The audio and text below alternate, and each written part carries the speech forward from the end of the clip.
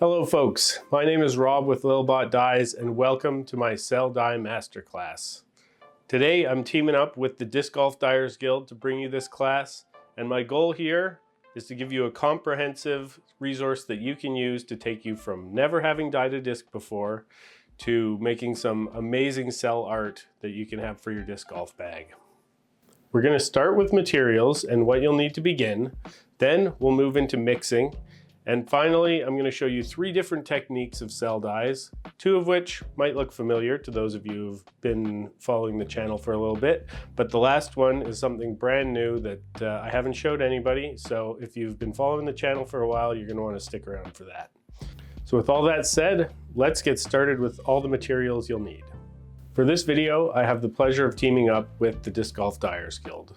The Dyers Guild is a great community and a place where you can find tutorials and classes as well as all the supplies you'll need to get started in the art of disc dyeing.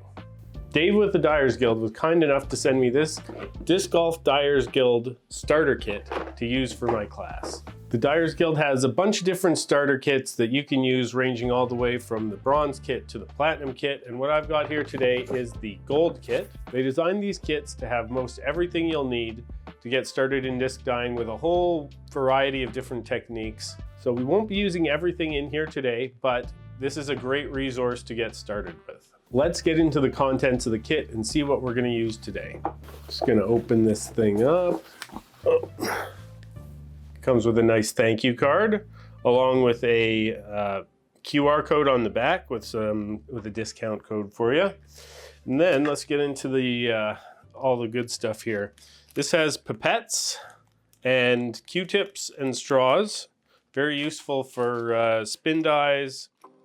We'll be using those at the very end of the video. Show you how to do a spin dye to finish off your discs. A couple packets of those.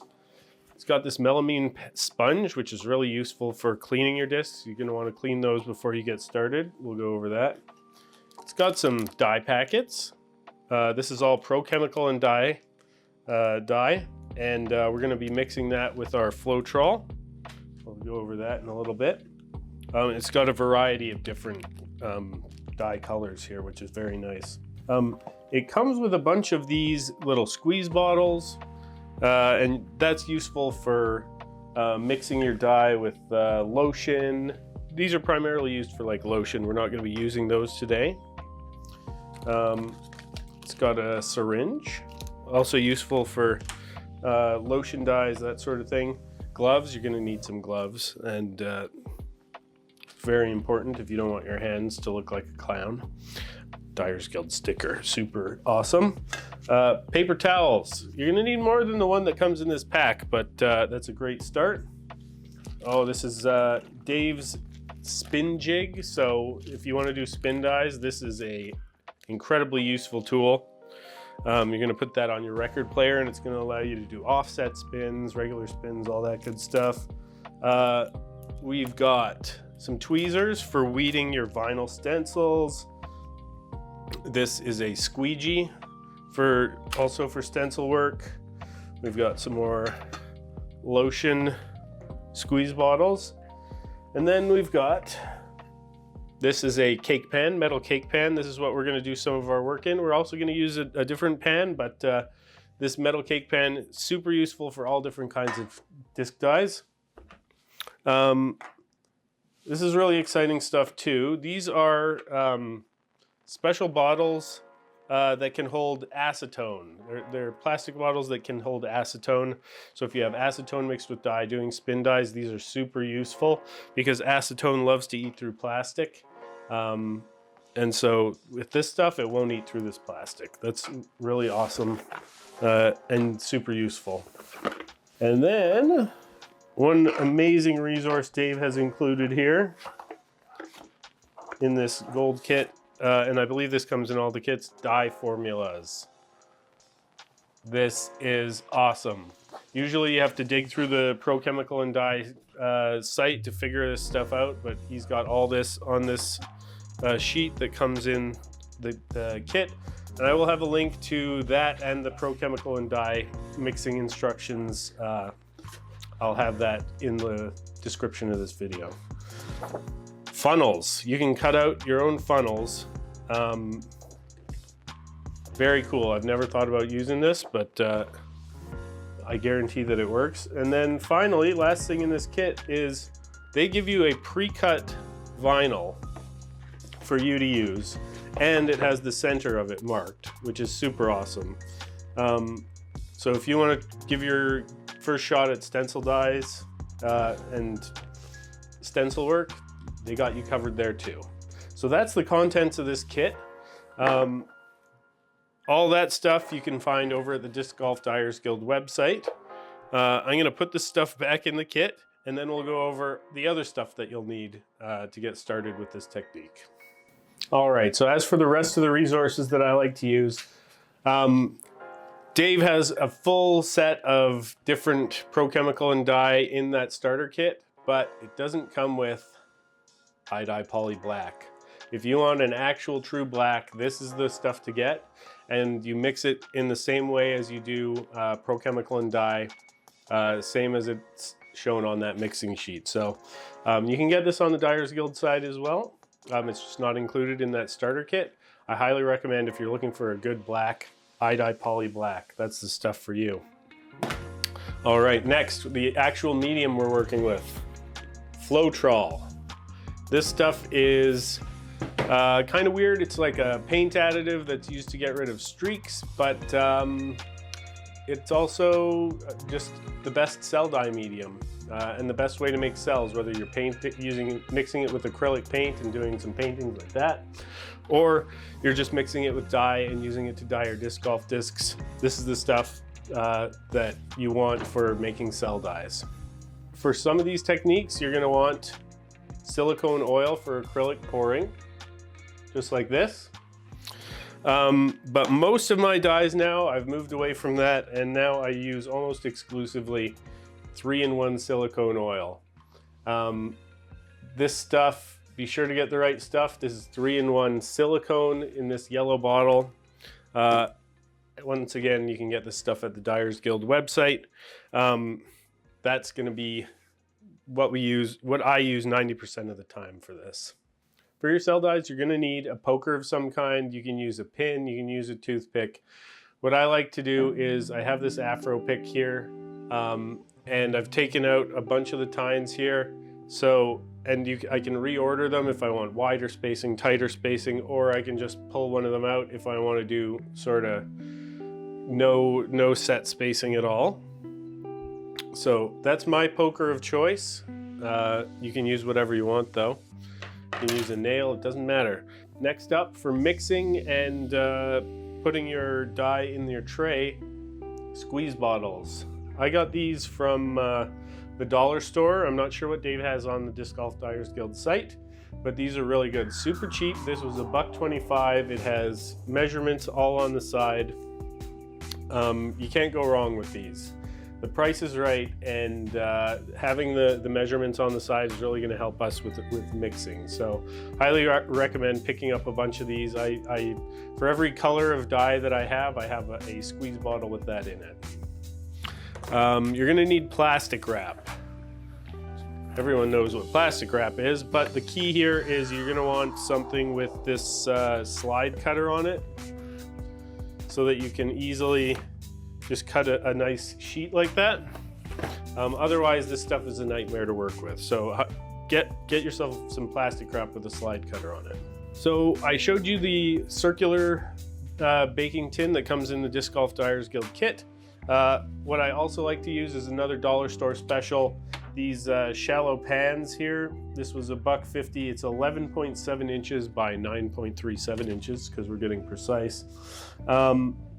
And this is the perfect size for fitting a disc in, and it allows you to get a really nice clean swipe because it's really hard to swipe on a circular bed. So I use this for quite a few of my disc dyes, but that's not to say the circular pan isn't also good. Next up, for getting the best transfer, you're going to need a heat lamp.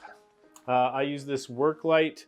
This is, make sure you get the right one. This one is to hold a 150 watt lamp, and it's a heat it's a work lamp with a clamp on it, so you can clamp it onto things. I have it with these carabiners. There we go.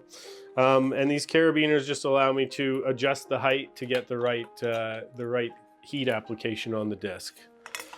So super important. You can dye discs without this, but you won't get a good clean transfer if you don't use a heat source.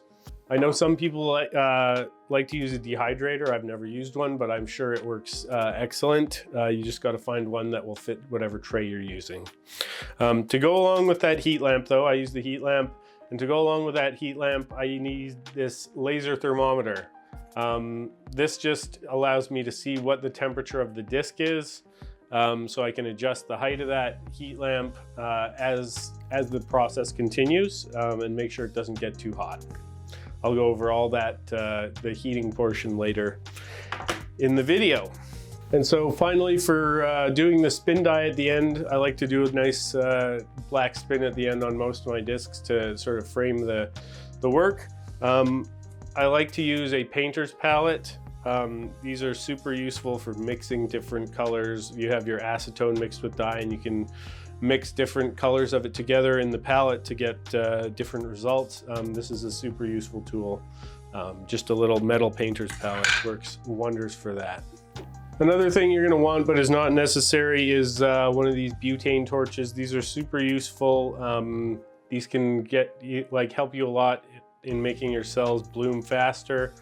I don't like to use it too much, but they can help with that, and they help to pop any bubbles that appear that you don't want in your cell bed. So highly recommend getting a butane torch, but they are not necessary, as I said. So that's pretty much all the materials you'll need. There is one more thing you'll need, and I'll go over that at the for the last style of disc dye that I'm doing, because it's going to be a surprise. And you'll need a 3D printer. Sorry. With all that said, let's go on to mixing and how you mix your dye. And you know what? I almost forgot. If you're going to dye a disc, you're going to need a disc to dye. There's a lot of different companies with a lot of different types of plastic. Generally, you're going to want to dye premium plastic. Stuff like putter plastic, or like DX plastic in particular, doesn't really dye.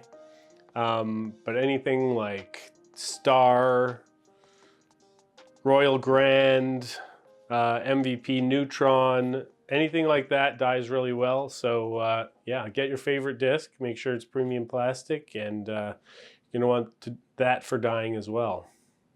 I'm gonna have a link to a spreadsheet with all the different types of plastic and how well they accept dye. That'll be in the description of the video as well.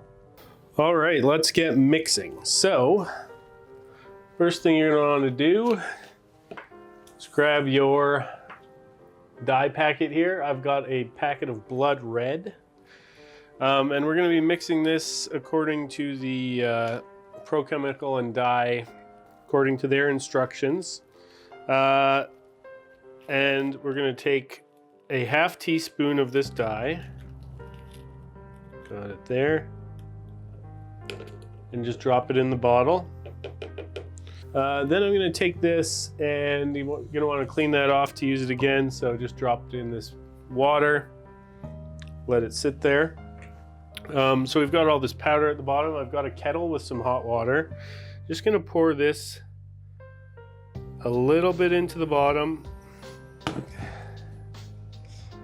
and then mix that around. Ideally, you get this powder completely dissolved in the water before you add any Floetrol. Might not be possible. I'm going to add a little bit more.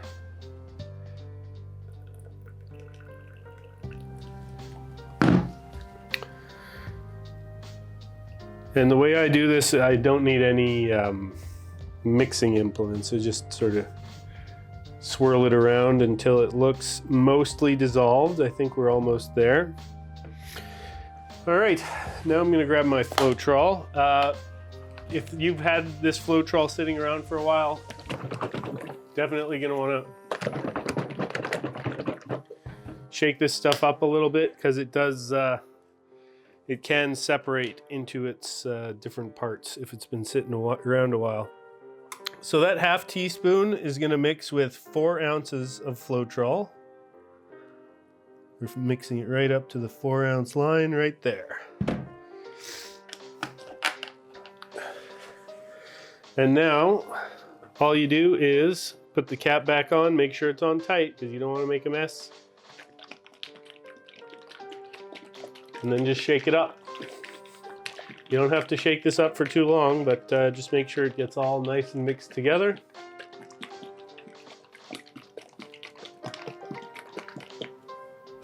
And it's just basically just that simple. I let that sit for a little while, shake it up again, and then yeah, once it's all settled, you're good to go. That's all it is to it for mixing. I don't add any oil to this yet. This is the big mistake a lot of people make, is they will add oil to this and then they will try and go later and start trying poking cells into their mix, and it doesn't work. So this is all you have to do. Just mix Floetrol, dye, water, shake it around. That's it. Very easy. All right, so now just a quick word about disc selection, and then we'll go over cleaning your disc. This is an MVP Neutron Rhythm, a Neutron plastic, really good stuff, premium plastic, and most importantly, this is in white plastic. If you pick any color other than white, you're gonna have to consult a color wheel for what colors you're gonna end up with when you make your bed and when you put your disc in it. If you have a white disc, it's a lot simpler. What you see is generally what you get. So pick a white disc, pick premium plastic. All right, so I've washed this thing in hot soapy water already, scrubbed it down a little bit. Now I'm going to take this melamine sponge. I've cut a section off of it because you don't need the whole thing. Just going to dip that in water a little bit, squeeze it out, and now all you do is just make the nails on the chalkboard sound and scrub that off. You don't need to do it hard, and you don't need to do a lot of it. This is just to get the release agent off the disc generally. It helps them get the disc out of the mold when they, after they've made it, and it will prevent dye from adhering to your disc. So that's what this magic eraser is for. So we've got it off the disc. We're going to dry it off, and that's all there is to it. All right, little bonus here. I'm going to show you how to wipe the stamp on this, how I wipe it. This has been sitting in a freezer for, I don't know, a few hours. And I'm going to wipe the stamp on it before I dye this disc. I've got my acetone here. It's just nail polish remover from the dollar store, real cheap stuff. And all you got to do when you have a cold disc like this is just, you get that cotton swab, and when you wipe it off like this, none of that green is going to stick. Typically, if you were doing this on a room temperature disc, that color would definitely bleed into the disc, and you don't want that. So that's why you gotta freeze your disc beforehand, get it nice and cold, and then none of this color is going to bleed into it when you wipe the stamp.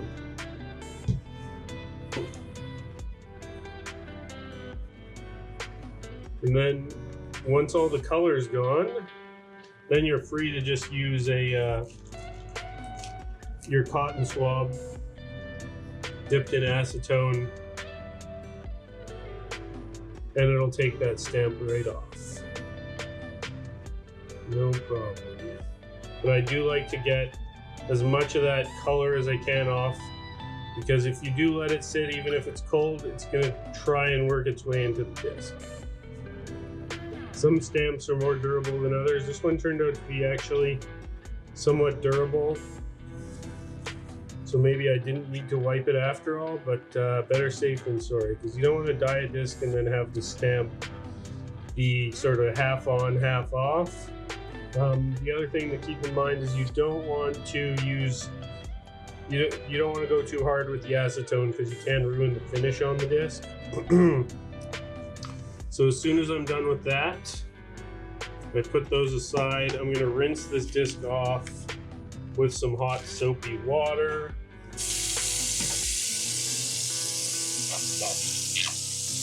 There's some soap on there. Give it a good wash, and I'll hit it with the magic eraser, just the usual disc cleaning prep before dyeing, and this thing's going to be good to go. Nice blank trace to work with.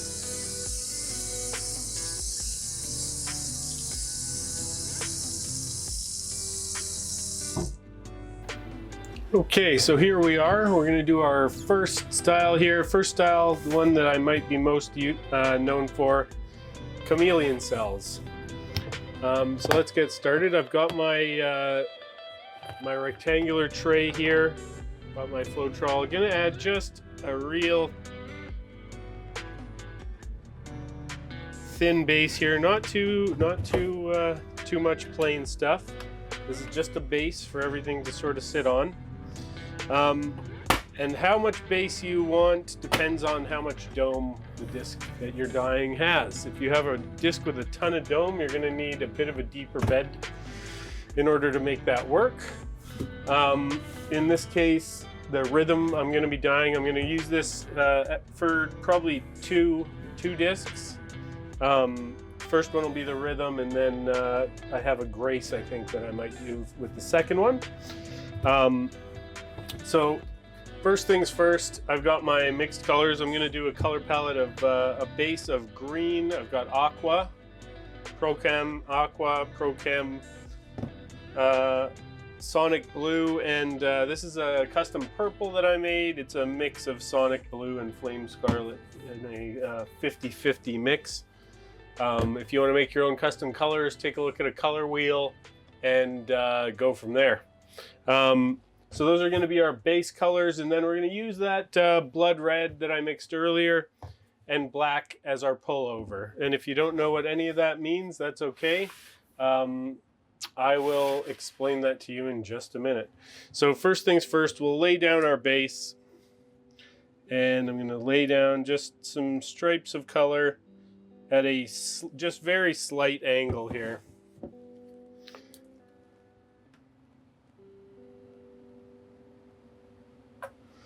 Just green, blue, purple. And we're going to do that across the whole tray until the whole tray is covered. The reason I do it at a slight angle is this way you get a little bit more mixing between the colors. If you don't want your colors to mix and you prefer some harder lines, just lay them down in a more straight line straight across the bed.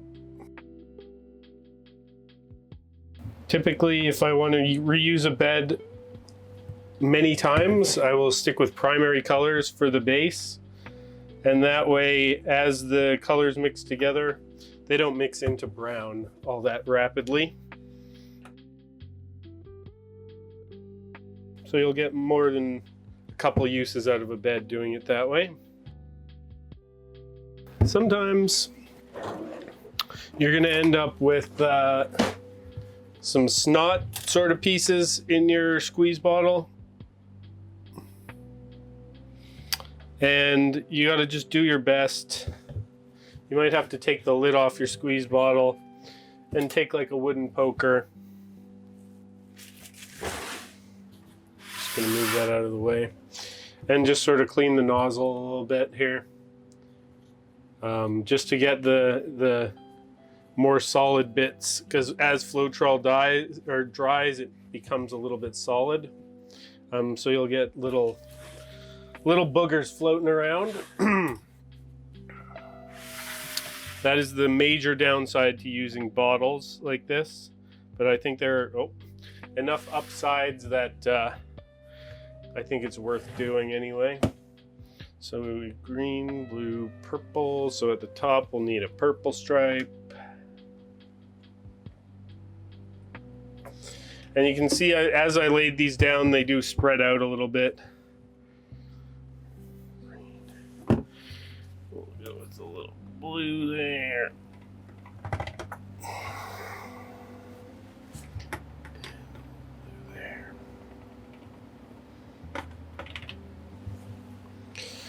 Okay, one thing you can do if you want to spice it up a little bit is you don't have to just use a few colors. Like I'm gonna take a different green here and just add that.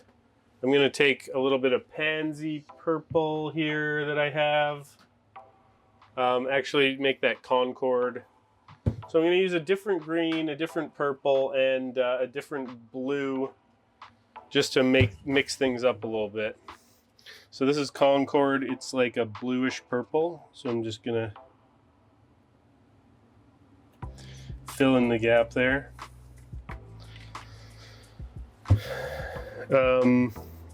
So I do that between the blue and the purple.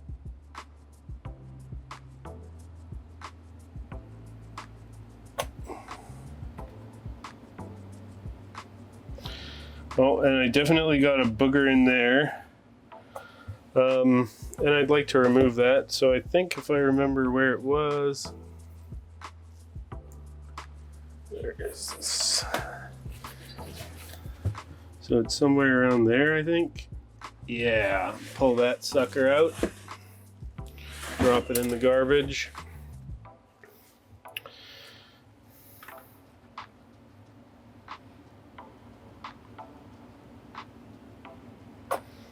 I have toyed around with the idea of putting like a screen, some cheesecloth maybe at the mouth of my bottles, but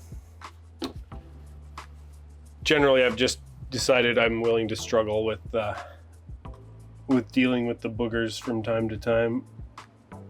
And sorry for saying the word booger so much. That's my bad.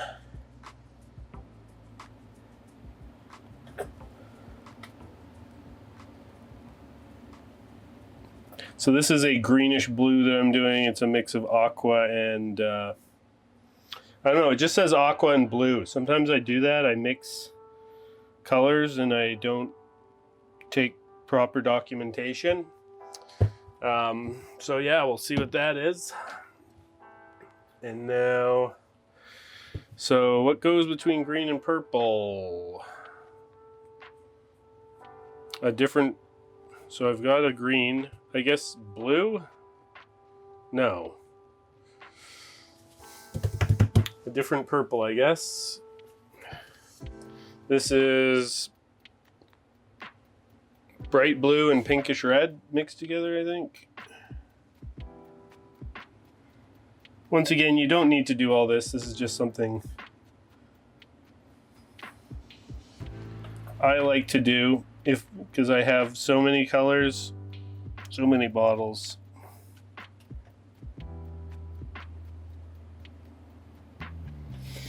Okay, that's probably a good enough base. If I was so inclined, I could fill in all the white spots. But sometimes I kind of like having that white there. It just makes the white pop through in the cells when we work with those in a minute here. So there's my base. And now I've got my black and I've got my red. We're gonna do a 2-swipe cover layer. I'll move this out of the way so you can see. Here's my plastic wrap. We're just gonna take a length of that, cut it, and then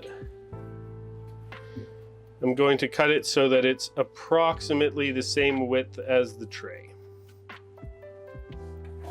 Just like that. We'll take off the plastic and set that aside. And this is going to be what I use to swipe. I'm going to need 3 of those.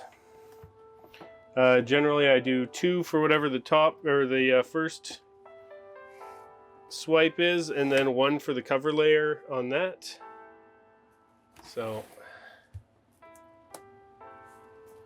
there we go, there's a second.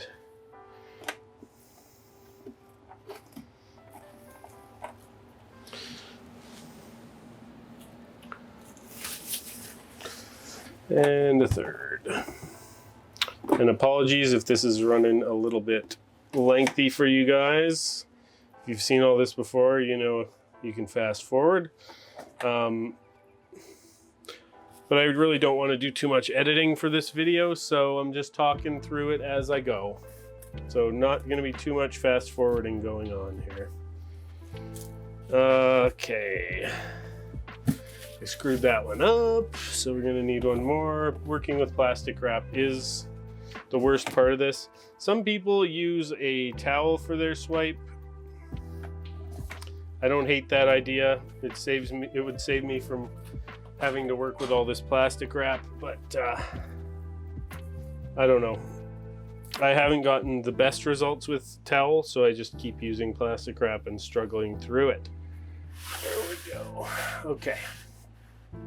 So now what we're going to do is put a black layer up there, and we're going to put the plastic wrap to it and pull it down this way.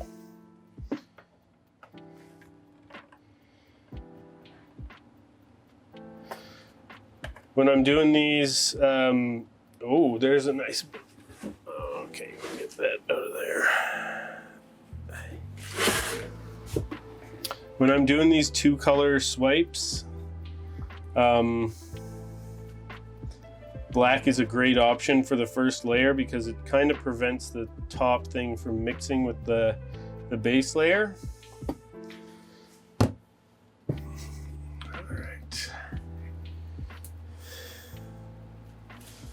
So I've filled up my well. Now I'm just going to take my plastic wrap.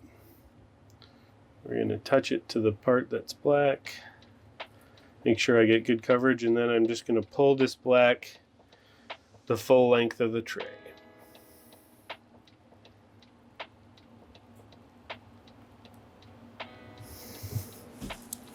And I'm going to do that again because I want the black to be better covered here. You can see it didn't really cover the entirety of the tray with the first pull. So we're going to do a second pull.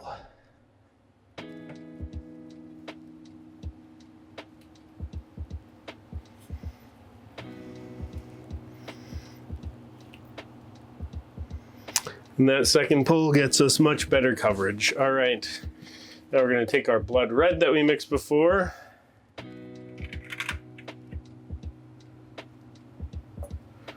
We're going to make another well of just red here. And I might need to get another plastic wrap for this, but generally the first swipe is fine. Okay.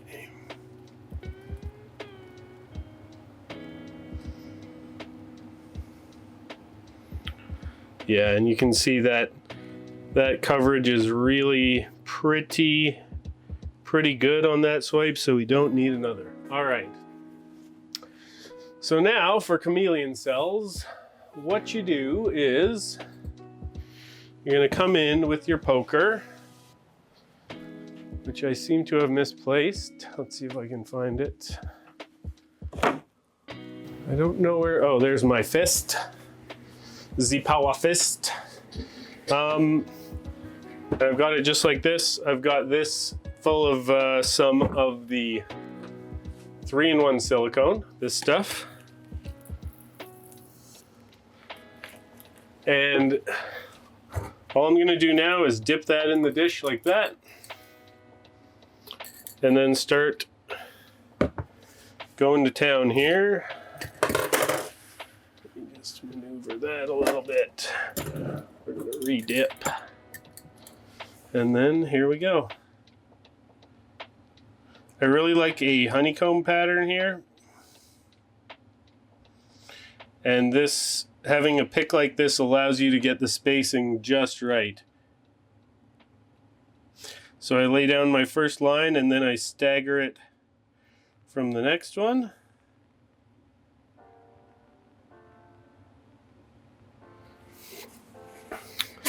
And now I wiped off my pick, re-dipped it, and we're going to keep going.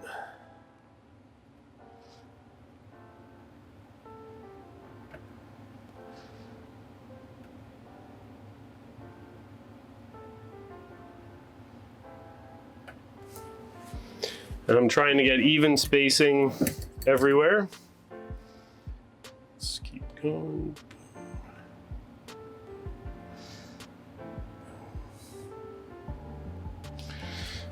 And now, if you see that you get a spot where it's not blooming properly for whatever reason, just grab a single tine, give it a poke like that, and then back we go. Timing is important with this stuff, because if you wait too long, these things will grow sort of, the oil stops spreading when it meets other oil.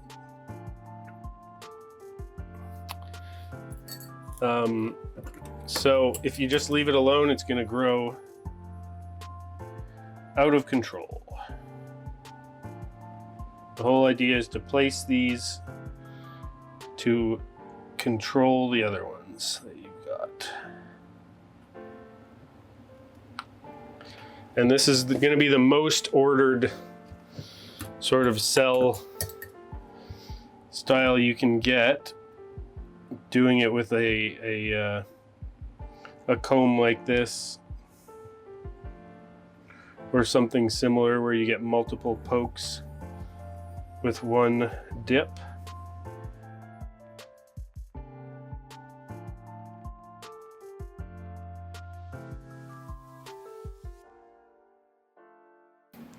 So that's the full bed. There's a little more white poking through than I had hoped, but it still looks pretty good.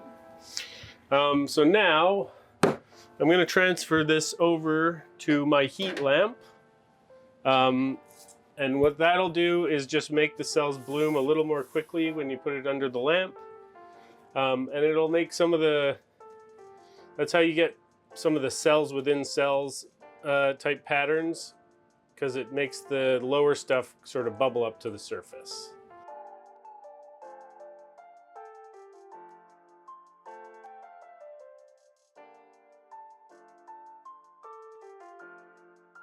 So I've got my heat lamp suspended above this, turning it on now, and I'm just gonna let it sit there until we get a nice full bloom out of everything. It'll just, you know, it could be 10-15 minutes, but everything should bloom quite nicely.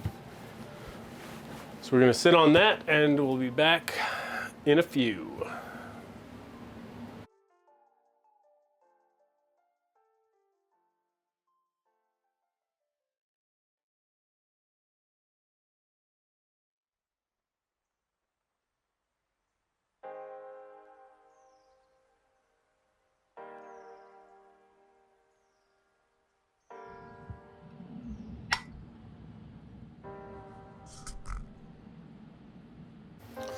Okay, so here's what we got. It looks pretty good. You can see we got a little more cells in cells here. I'm not quite satisfied with this. So rather than throwing a disc in there, what I am going to do is I'm going to braid these up real quick. And we do that by starting, we're going to start right here.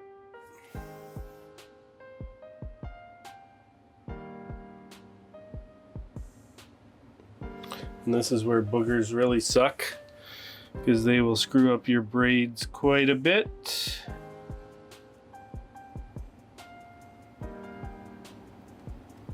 Eventually I'll stop saying booger, but not right now.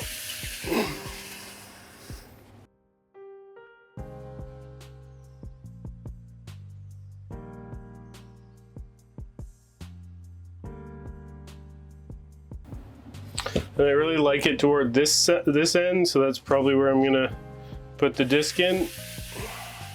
The red really faded out toward that side. And that's just some of the decisions you'll have to make when you're dyeing discs, is where do I put this thing? I have an awesome tray here. Where do I want to put it?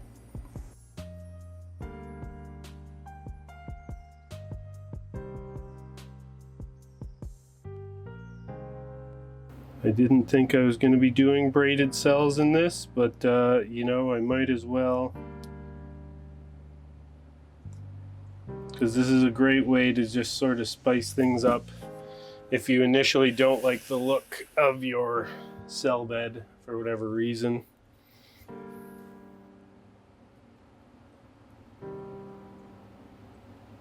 At least with these Chameleon cells, it's nice because they're so ordered that you can, come on, crap, get out of there.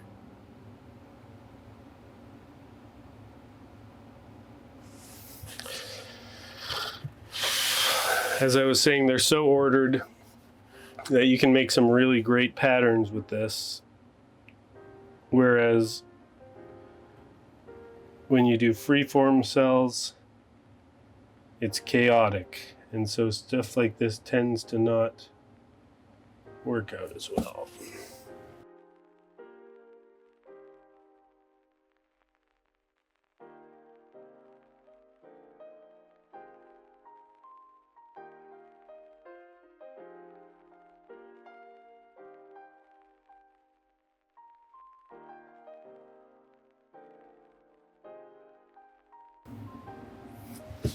Okay, yeah, this section is looking just really nice, so I'm happy that I did this. And now, final row here.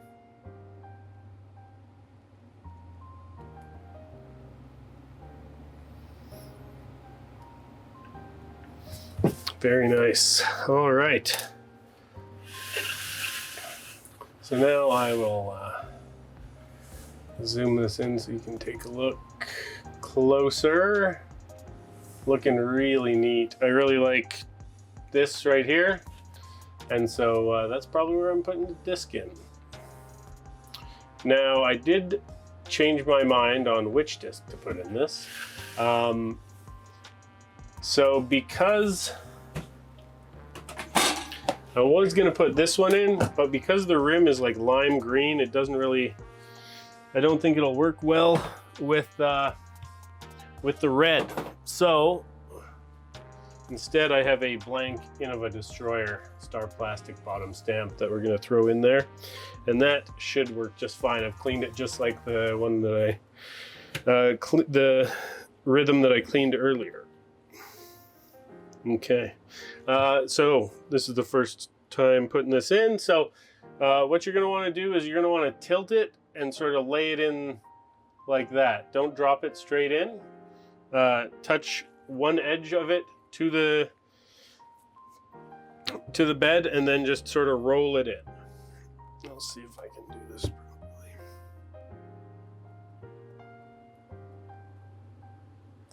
So you touch it, now we're just gonna roll it in, and this is gonna keep air bubbles from getting trapped against the plastic. And then we're gonna gently set it in. Just like that. Okay.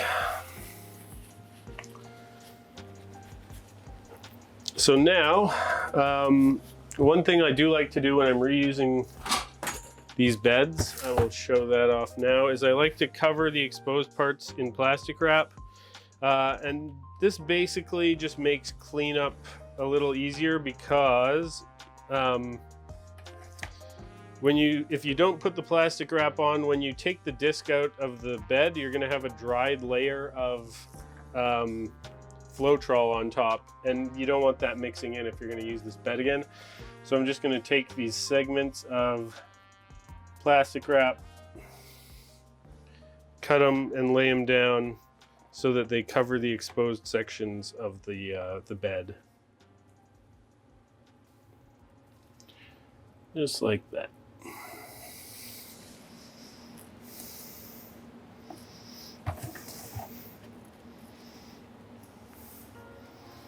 This is another reason why I will probably never get rid of plastic wrap, because you can't do this with a towel and have it be effective. So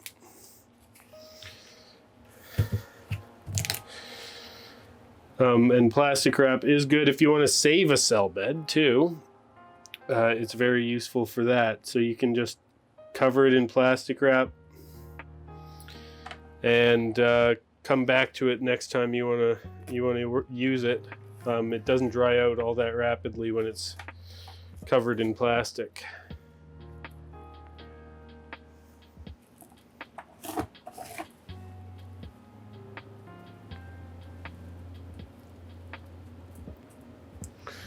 So there we go. There is another small section there to cover. Not really necessary, but I will get it.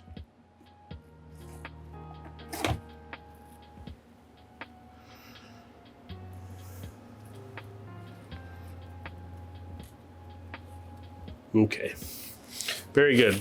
So now I'm going to take that, put it under my heat lamp, and I'll show you that right away. Okay, so here's my heat lamp set up. I've got this wire rack, carabiners on the heat lamps, and they're hanging down. And so to heat this thing, just flip this heat lamp on. It's hanging pretty close. I like to have it hanging pretty close initially, and then as the disc heats up, I'll move that up.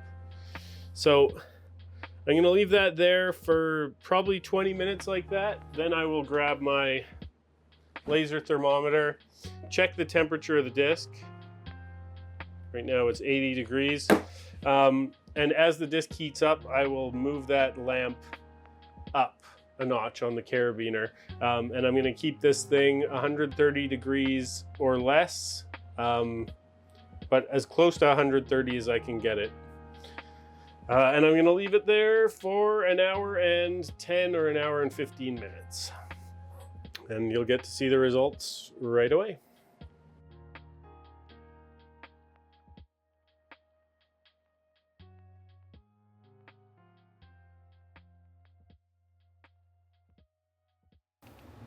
There's the result. This thing turned out pretty well. Looks really nice, good transfer. So yeah, if you follow those instructions, you should be able to get a nice clean transfer like this. And yeah, your disc will turn out looking great. Now here is what's left of the bed. And what I'm gonna do now is just take off the plastic wrap that I have on top.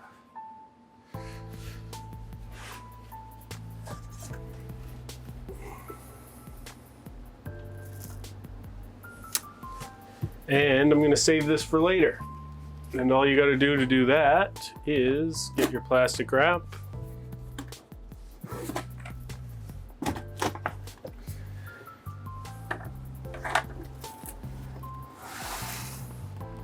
Pull it over the top,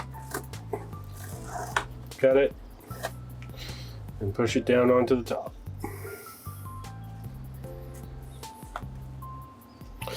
And there you go. You can save that bed for days, weeks. I don't know what the upper limit is, but at least a couple weeks you can save that for. All right, folks, I'm back. It's a couple days later. We're gonna reuse this bed now for Lava Cells, Freeform Cells dye. So first thing I gotta do is peel off the top.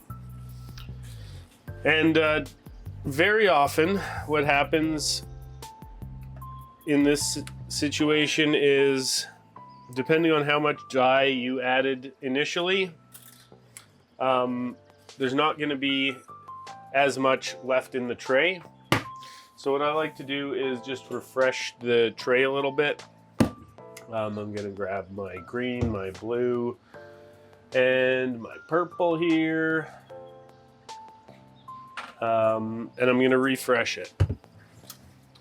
So all I do is I sort of spot where the lines are here, and just add a little bit more. Just follow that green there.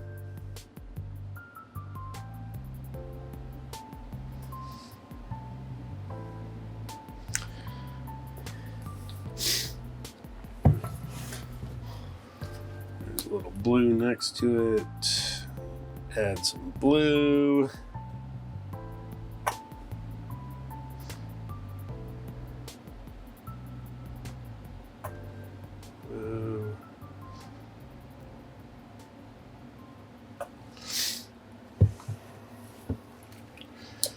Purple looks okay, but I'm going to add some purple anyway. And all this stuff that I'm adding does not have oil mixed into it.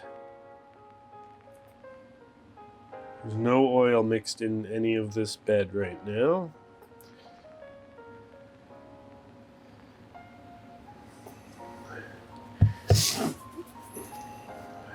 Throw some blue in this side. And what else I'm going to do is I'm going to add some different blues as well. So, do I have another purple? Yeah, okay.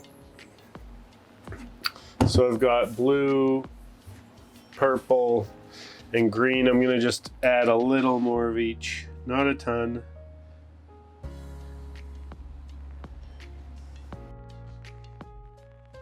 Just a slightly different color, make things interesting. That one's a neon key lime. This is Concord. Going over the purple. And it doesn't have to be perfectly covered. This is just, like I said, to sort of refresh what's already there.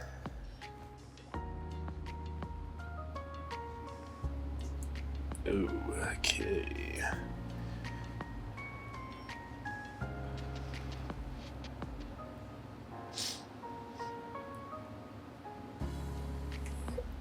Okay, so that's refreshed. Now, for the swipes that I'm going to do, this is going to be Freeform cells. So with Freeform cells, what you have is I've got my first swipe color here. This is Flame Scarlet. This has about 3 drops of this silicone oil for acrylic pouring mixed in. I just dropped it into the bottle and then shook up the bottle a little bit. And that's going to be my first swipe color. And then over top of that, I'm going to swipe Neon Lemon Zest. It's a very bright neon yellow. And you'll see how that works here in just a second. I'm going to get 2 pieces of plastic ready. But basically what that does is the first swipe puts the oil on there with the red, and then the second swipe is going to activate the cells. So, I think I'm going the opposite way that I did before. Pretty sure I swiped from the other side of the tray first time, but that's okay. So once again, this red has silicone oil for acrylic pouring in. It does not have 3-in-1 silicone mixed in it. 3-in-1 silicone is not suitable for this type of cell dye here. So I'm just going to swipe that red across. And you can see it's making these tiny cells already, but we want bigger ones. And this is where our second swipe comes in. Second swipe does not have any oil in it.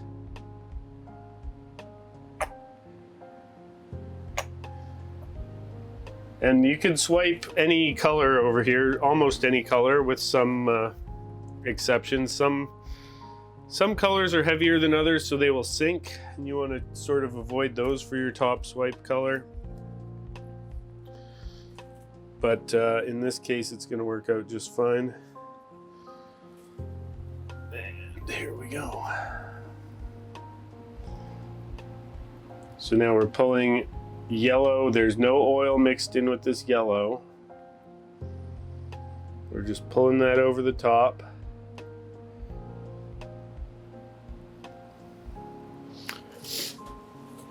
And you can see the cells start to grow down there.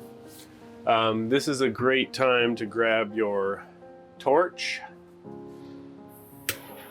And you can torch the top a little bit. This really helps to activate these kind of cells here.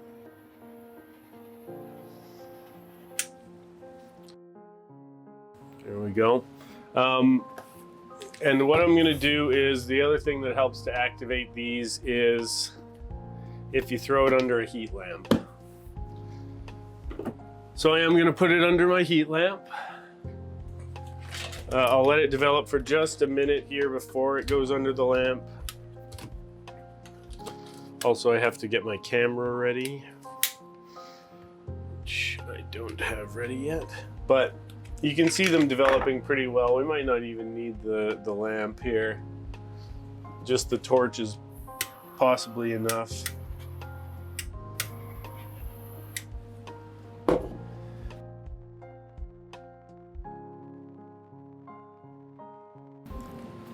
Okay. So if we zoom in here, you can really get a good look. If we put a disc in that, that'll look really nice. That's pretty cool. I am going to put it under a heat lamp for a little while here. And then we'll see the results here.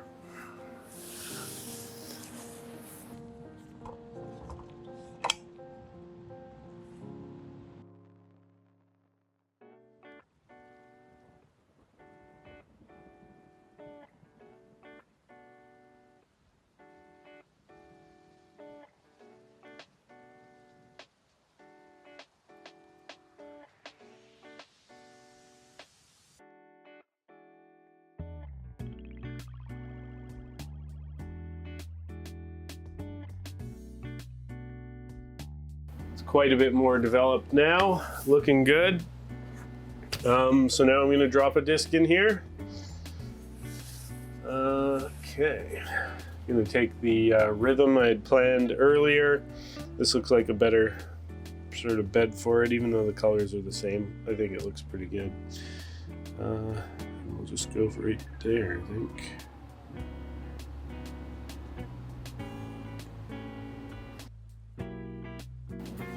All right, it's in there. Now, same thing as before. Cover the edges in plastic wrap in case I want to use it again. Heat it up, same way as before, under the heat lamp, not above 130, for about an hour and 10 minutes. All right, so this is what we ended up with. This is a pretty great result. Pretty classic lava cells, freeform cells, looking really good. One thing I do want to mention is that this bed now that we've put in some this flame scarlet that had oil mixed in it, this bed can no longer be used for chameleon cells because there's oil in all the dye already. So the only thing you could reuse this bed for going forward, if you use oil mixed in, is more freeform cells. So please take note of that, and we'll move along to the next dye style here. We're going to put this bed aside.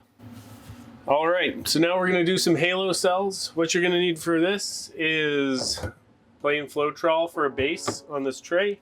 You're going to need some Floetrol mixed with dye in squeeze bottles.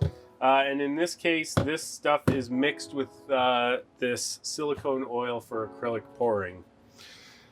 So, first thing you're going to want to do is pour a little base, just like this.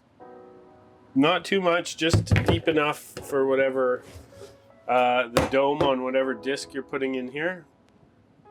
This is one advantage to using these circular trays, is they do cut down on how much Floetrol you're going to be using, so that's nice. And so I'm just going to get started making concentric rings here. Going to start with just a thin black around the edge.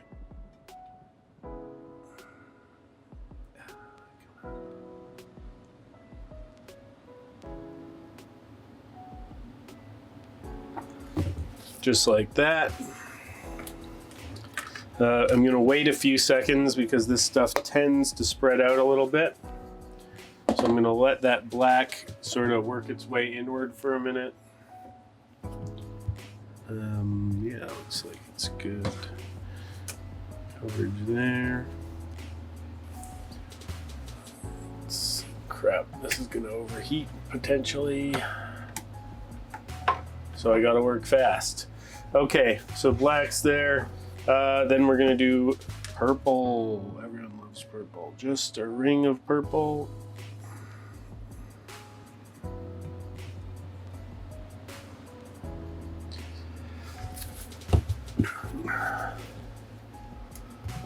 Let's follow that up with a ring of blue.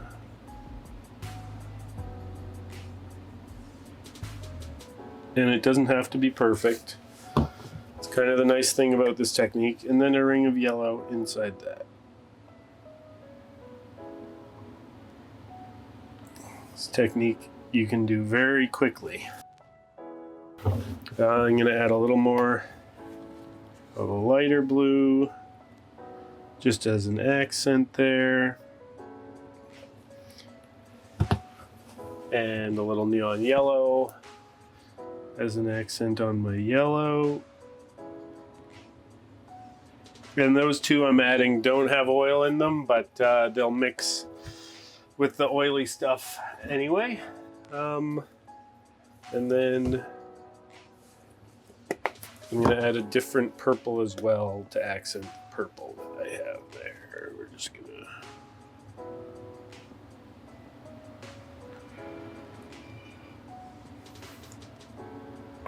Okay. So now what you do for this, got to work quick here. Now that we have our bed, we're going to take our plastic wrap, lay it over the top,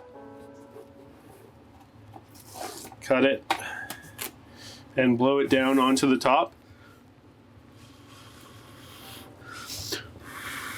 So that it touches the bed completely. Well, I got a bubble there. That could be an issue, so I'm just gonna try pop that. Okay, that's fine. All right, and now to finish this off, we're gonna pull the plastic wrap straight up, making sure that the middle is the last part touching. So just like this. Voila. So it's just like that, and you get all these little cells. You can throw that under a heat lamp, and you can use like a straw to sort of even it out.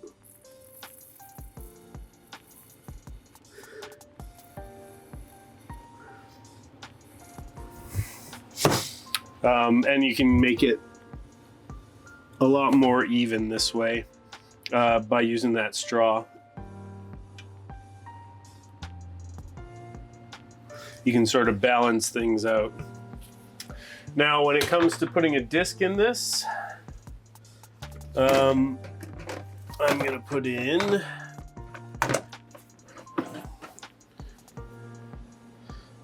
I think I'm going to go with this OTV Open Watt here. I'm just going to go clean this real quick. So stand by, I'm going to turn this off. All right, so I've got my disc cleaned off here. One reason I chose this is because it has a sort of a circular sort of stamp on it, and it tends to look good with, you know, a bed that's kind of centered around some concentric circles. So right now I'm just tilting this bed a little bit to try and center it up, and then if you really want to get your thing centered up, I've got a laser pointer here I'm hanging from just a hook on top of my table. So once I get my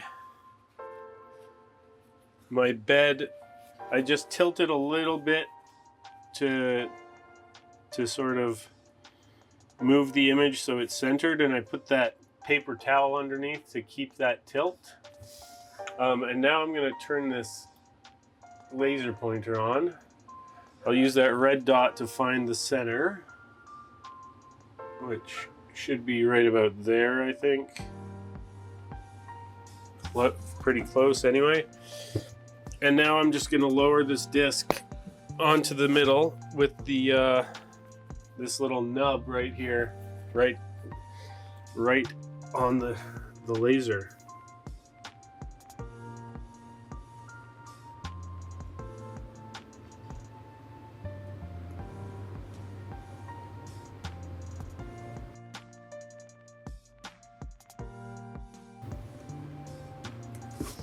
And voila, you've got it centered up perfectly. Just that easy. So I'm gonna cook this. These ones I tend to cook on a lower temperature for longer, because when you use this little fluid, we used a lot less fluid, you can boil it a little bit easier, and you'll end up with these teeny bubbles in it, which I don't want. So I'm gonna cook this for about 2.5 hours at 105 degrees. All right, you'll see the results shortly. All right, here we go. Here's the result from that one. I really like this style of cell dye for stamps like this one. It really does highlight the stamp quite a bit, and I think it looks really cool. And it, with the glow, leaving the middle blank, the glow should still be really strong. MVP has maybe the best glow in the business, and so this thing will still glow nice and bright for your glow round out there. So with all that done, let's move on to the final style that I have for you guys. All right, and now for the final technique I'm going to go over with you guys. For this, you're going to need Floetrol for your base. I've got a lot of different colors here. This is all Floetrol mixed with Prochemical and dye. There's no oil mixed in these. You're gonna need your 3-in-1 silicone for this, just like that. And you're gonna need something like this thing. This is something I came up with. It's a 3D printed piece about the size of a CD. There's gonna be a link to this thing, to the files to print this yourself, in the description of the video. And we'll get into how this works in just a little bit, but this is going to be an important thing for this technique in a bit. But first we'll get into working on the bed here, as usual.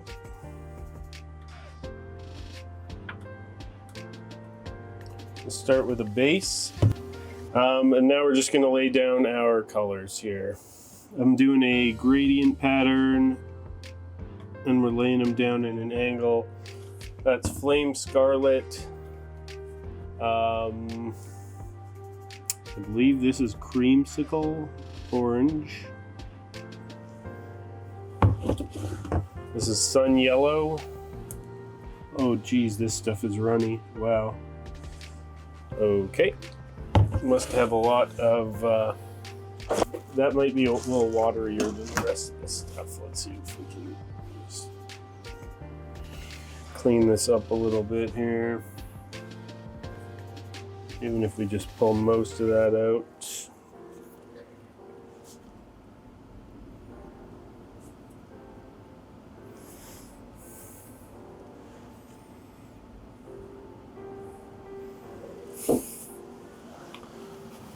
And that was just with a cotton swab there. All right, this is Evergreen. This is a green I have not used before, but it looks good. Evergreen, Sonic Blue. And we're just laying them down in an angle like this for this, because I'm not going to use a one swipe color. We're going to swipe just the base layer over the top.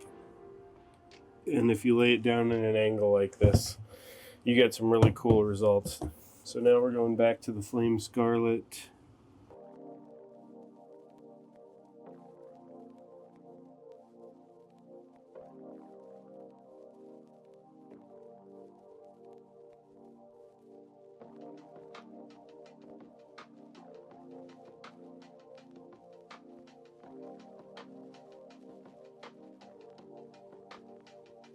So we got that. For this style, I love to use a bunch of different colors here, which is what I'm gonna do now. Just putting these ones away to the side. And now I'm gonna grab some more colors. I've got fluorescent pink. We're gonna go with neon hot orange, neon yellow. We got red, orange, yellow, green. We're going all the neons. Neon key lime. Blue, we're gonna run a Caribbean here, and purple. I would say use neon royal purple, but it sucks. It sinks in the bed all the time. It's not a good purple to use. So instead of that, I'm gonna use a mix of 50-50 Sonic Blue and Flame Scarlet. And we're just gonna do the same thing here that I did a bit ago.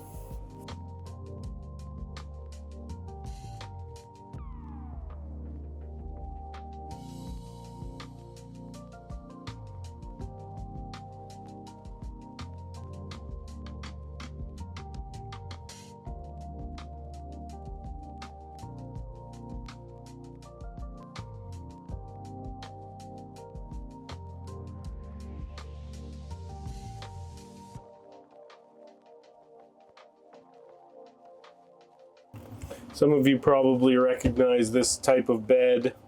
This is the double rainbow bed that I've made in a previous video. Pretty similar style to that. But the change in technique comes with how we get the cells to pop up here. Okay, so that is all those colors. Let's find some more. So, we're gonna use this blood red. I have a mix of 50-50 Flame Scarlet and Neon Lemon for orange. This is Dandelion Yellow, Aqua Green. Our blue is going to be Flag Blue. Yep. And our last purple here. Oh, where did that come from? I think I have some Concord somewhere. We'll try that.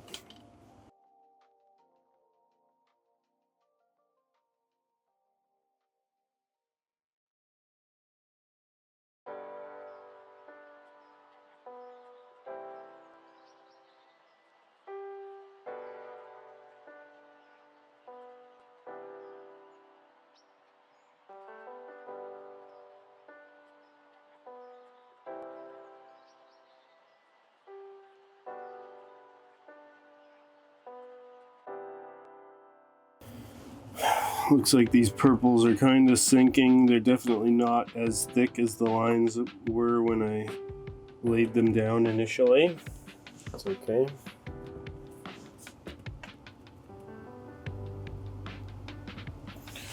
Reds are very prominent. And you're gonna find that with some experience, some colors sink, some colors rise to the top.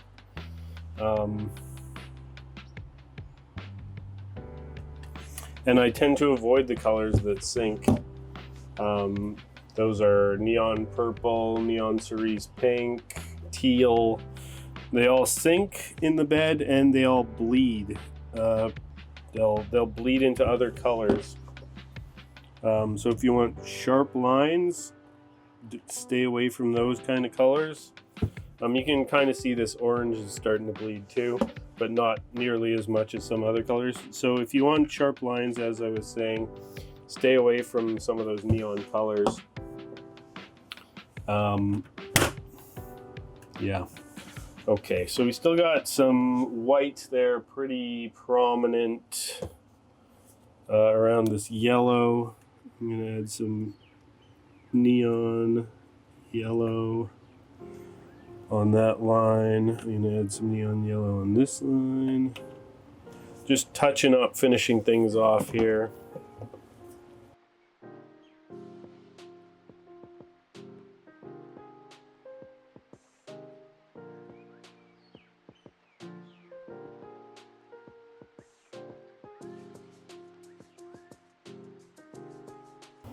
And the less white you leave, the less white's going to show up from the cells popping up later, which is why I'm doing this.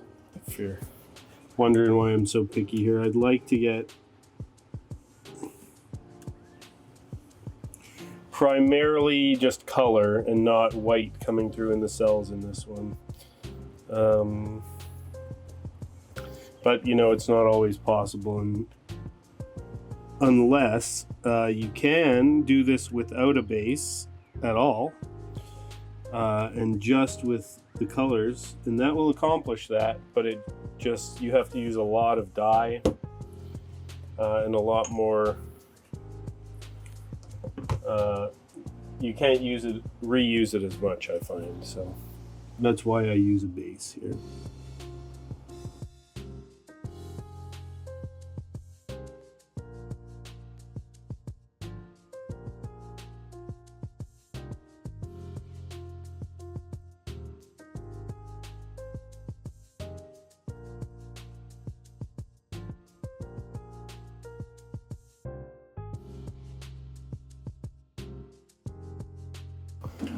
So I think that's good.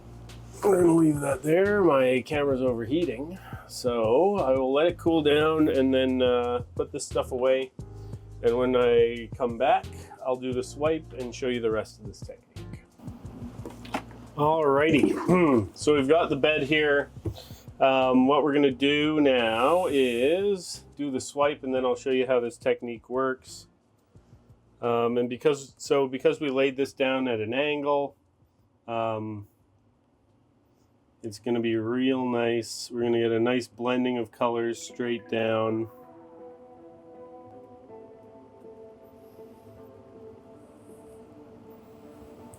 So we get a sort of a gradient covering another gradient doing it this way.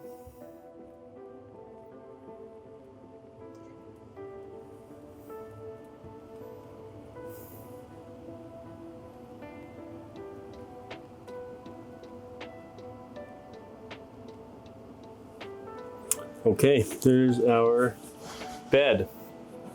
So now I'm going to put this aside just for a sec.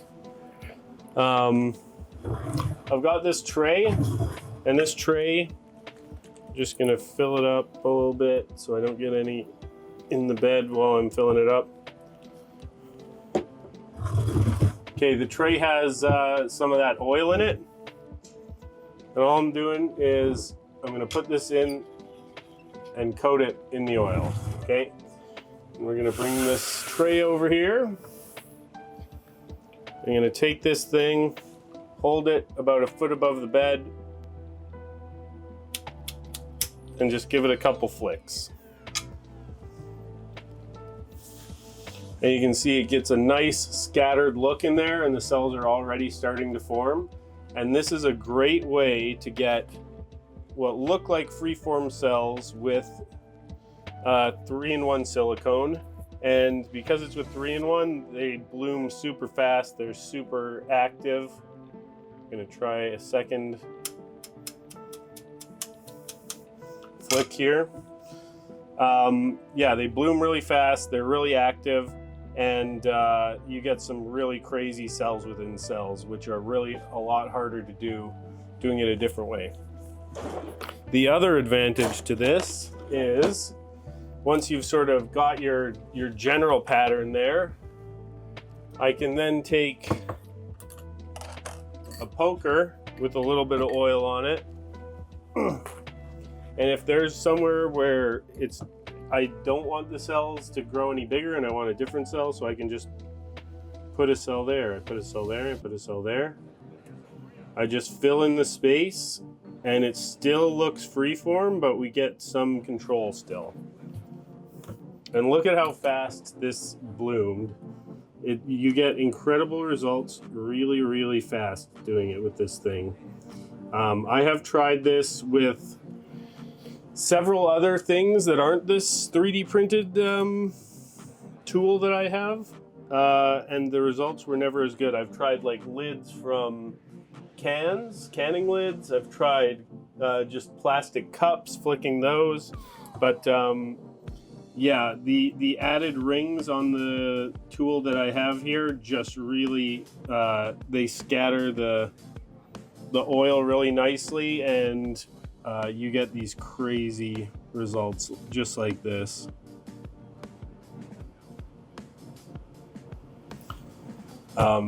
Like that's one of the best looking cell beds you're gonna get anywhere. and it's super easy to do. You just have to lay down the bed and flick the tool covered in oil over top of it. Yeah, so I'm just going to finish poking a few in here. Then I'm going to take this, put it under the heat lamp and let it develop some more, because then some of these things are going to get really crazy once they get under the heat lamp. I think I've poked in that enough for now. So, with all that done, I'll put it under the heat lamp, I'll record that, and then we'll be back to see the results.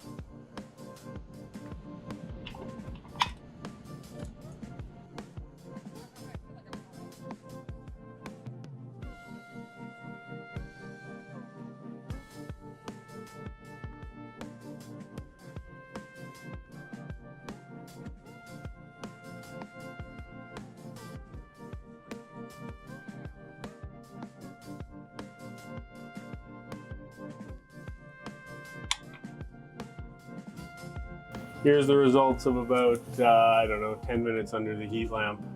Just a insane looking bed. Nice and lots of cells in cells. Crazy gradient going on. Lots of variety of colors. This is as good as it gets. And it's not super hard to do. So I'm gonna lay down this disc in here. I have this Grace that I just wiped the stamp on. Nice blank Latitude 64 Grace, one of the finest discs you'll ever throw. And we're gonna dip that in. I'm gonna put it in sort of this area here. That's the plan. Okay, we'll just dip it in. I was thinking about doing a full submerge with this one, but I just don't know. This has quite a bit of dome on this particular one. And I don't know if I have enough material for that, so we're just going to dip it in. If you want to see the full submerge, I have a different video on that. There will be a link in the corner of your screen now. And you can take a look at that if you want your drivers to get dyed on both sides. But for this one, that's going to be good enough, and you'll get to see the results after it cooks.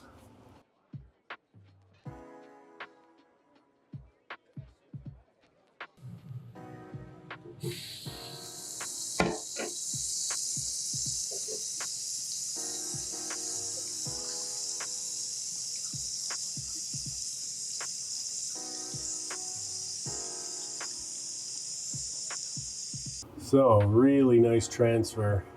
Looking spectacular, actually. Just going to finish this off with a spin dye on the rim. I'll show you guys how I do that, and that'll be it. All right, so we're going to spin dye this thing. Just to put a nice black, heavy black on the rim with a fade inward. I'll show you how to do that. To get started, I've got my Dave Spin Dye jig rig here on my record player. This thing is really awesome. You can use it to do offset spin dyes. You can adjust these side things for the size of the disc you're using. This is a really great tool to use for your spin dyes, and it comes in the Dyers Guild Beginners Kit that I'm using. It's the gold kit. And also what I needed was this dye formulas for base mediums. And I mixed my stuff. Right now we're using denatured alcohol. I've got this thing full of denatured alcohol, and as well as iDye Poly Black and Pro Chemical and Dye mixture. And so I just added a 1/4 teaspoon of each and mixed it with the alcohol. I've got it in here. Same thing in this one. These ones can hold acetone. These are awesome bottles.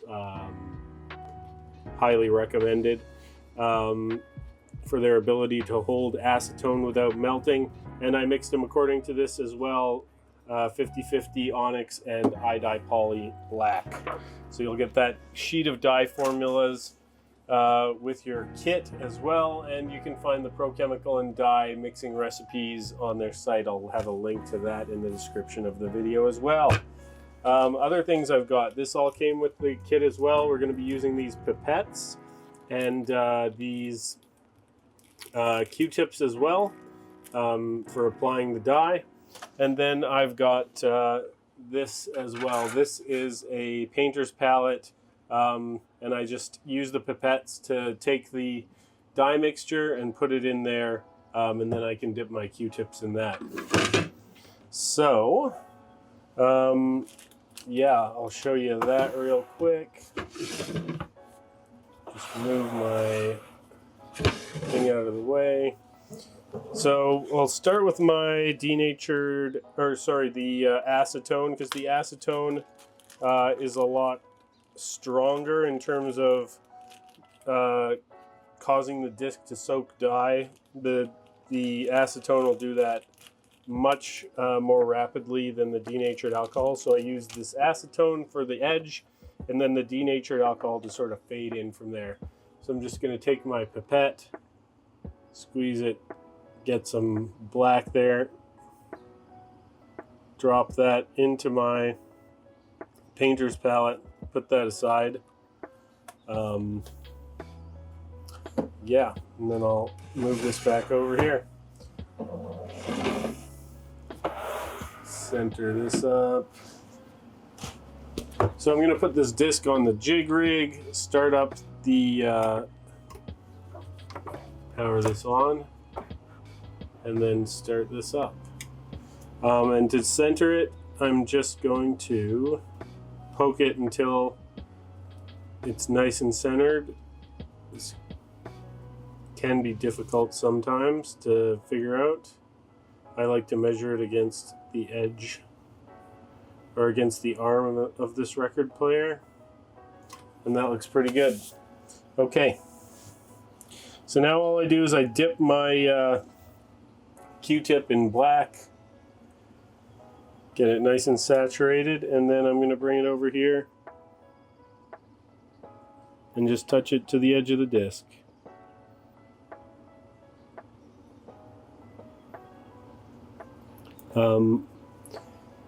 If you want some reusable stuff, you can use paint brushes for this as well. You just have to clean them between each color so you don't get some color mixing unintentionally.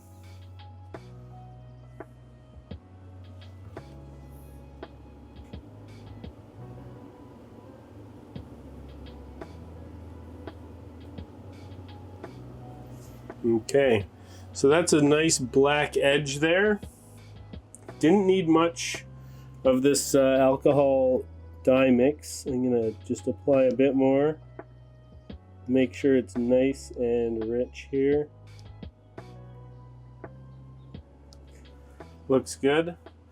I'm gonna put that down, and now I'm gonna grab my denatured alcohol, squeeze some of that, grab my pipette, squeeze some of that into the painter's palette, and we're gonna get to work with that. Same thing, Q-tip dipped in the mixture. This time I'm going to start just slightly on the top and work my way inward. Slowly, just making a nice fade. And because this is denatured alcohol, it's not as harsh, and you're going to need to do this several times to get the effect you're looking for, to get it to blend in. These Q-tips come in various shapes and sizes. Some of these have a sharp pointy end, others are this fat end. This is probably a good one to use with the pointy end. I'm going to go grab one of those right now. Let's try that.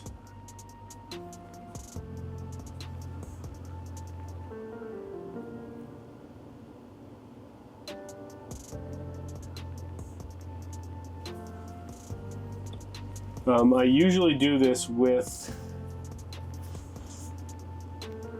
paintbrush. I just have a paintbrush that I use only for black, because that's primarily all the spin dyeing I do, is just this little blend on the rim to sort of frame the image, draw the eye into the middle.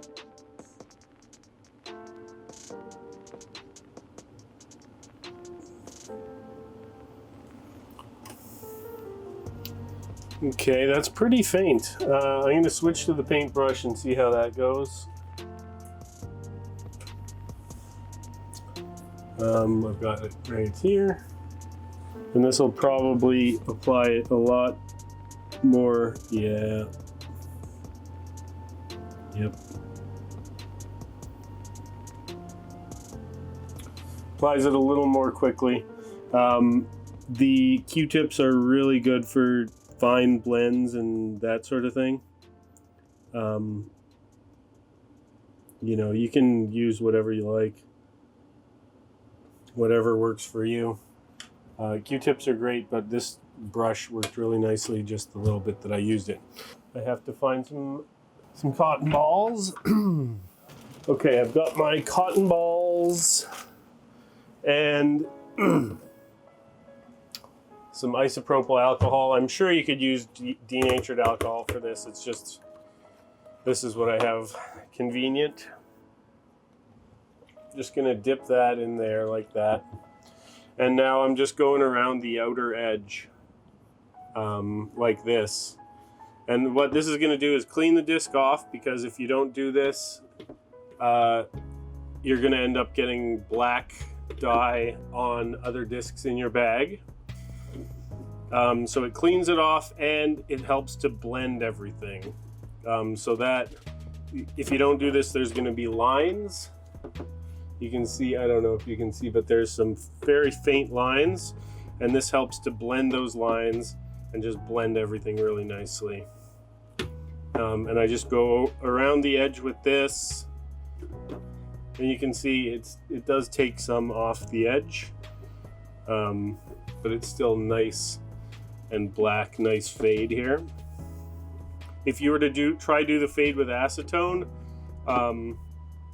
it would end up a lot darker, and you'd have a lot more challenge keeping it under control. So that's why I use both. Okay, so that's the disc. Kind of hard to tell in the image you're seeing, but that black fade looks really sweet now. So yeah, that's how you spin dye the disc at the end to make it look real nice. Well, that's it for the masterclass video, folks. I hope you all enjoyed watching it. I definitely enjoyed making it. It's a little bit longer than what I usually work on. We did a lot of great discs. This one, definitely my favorite. This style that I've just started working on is really amazing. So I hope a lot of you get to try that out. Unfortunately, yeah, you'll have to print out that piece that I designed and go from there. You're welcome to try any number of other things. Leave a comment if you try something else and it works for you. I'd love to hear about that. I'd also like to hear questions from everybody. So if you have any questions that anything I didn't cover in the video, leave a comment in the comments section. I'm going to make a video following this one up with answers to questions people have and some answers to other frequently asked questions. Special thanks to the Disc Golf Dyers Guild for supplying me with the gold kit. It was a really awesome experience getting to work with that, and I think it's a great kit for anyone who's just getting started in their disc dyeing journey. So head on over to the Disc Golf Dyers Guild and you can get all your disc golf dyeing supplies there as well as discs. It has just occurred to me that you probably don't need a 3D printer for this because I can sell you one. So if you wanted to get one of these tools that I used for the Spatter cells, you can head over to my Etsy page or my discdyeing.com storefront. I'll have this up on the shop as well as all the dyed discs that I did today and a bunch of others. So if you're interested in buying any of the discs that I've dyed, you can head over there, and I've got this tool for you as well. I can print these up and ship them out. So yeah, if you like this video, hit the like button, hit the sub button. I'm not sure how many more of these videos I'll be making. I haven't been dyeing a ton of discs lately. I've been working on just working with acrylic paint and Floetrol now. So yeah, I might not be dyeing too many more discs, but yeah, you might catch some painting on this channel from here forward.